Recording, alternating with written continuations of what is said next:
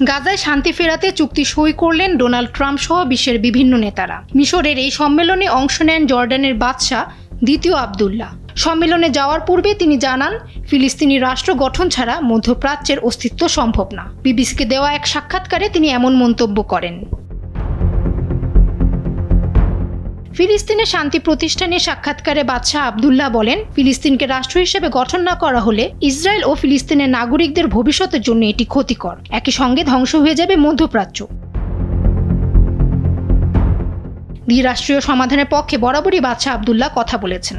তিনি জানান, ইসরায়েলের পাশাপাশি পশ্চিম তীর এবং স্বাধীন ফিলিস্তিনি রাষ্ট্র গঠনই এই পরিস্থিতির একমাত্র সমাধান। বর্তমান ইসরায়েলি সরকার বারবার দ্বিরাষ্ট্র সমাধান প্রত্যাখ্যান করেছেন। গত মাসে জাতিসংঘের সাধারণ অধিবেশনে এই প্রস্তাবের তীব্র বিরোধিতা করেছিলেন ইসরায়েলের প্রধানমন্ত্রী বেনিয়ামিন নেতানিয়াহু। সাক্ষাৎকারে বাদশাহ আবদুল্লাহ আরও বলেন, শান্তি পরিকল্পনার রূপরেখা তৈরিতে ট্রাম্প জাতিসংঘের অধিবেশনে একটি বৈঠক ডাকেন। বৈঠকে তিনি গাজা পরিস্থিতির কথা বিবেচনা করে বলেন, এটা বন্ধ করতে হবে, এখনই বন্ধ করতে হবে। ট্রাম্পকে অন্যান্যরা বলেন, এই বিষয়টি সমাধান একমাত্র তিনিই করতে পারবেন।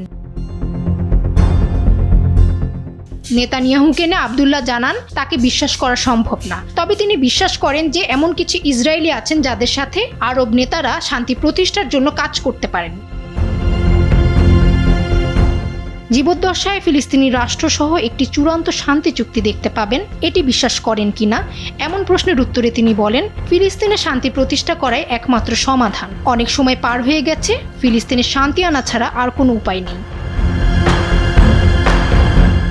হামাস নিয়ন্ত্রিত ভূখণ্ডের স্বাস্থ্য মন্ত্রণালয়ের কর্মকর্তারা বলছে, 2023 সালের 7 অক্টোবর থেকে গাজায় ইসরায়েলি সেনাবাহিনীর হাতে এখন পর্যন্ত 67,000-এরও বেশি মানুষ নিহত হয়েছেন। ইতিহাস তেমন আশা না দিলেও যুদ্ধ বন্ধ করে শান্তি স্থাপন করাই হচ্ছে প্রকৃত সম্ভাবনার মুহূর্ত। এমন কথা বলেই নিজের সাক্ষাৎকার সম্পন্ন করেন বাদশাহ আবদুল্লাহ। ফামিহা সুহরাওয়ার্দী, সময়ের আলো।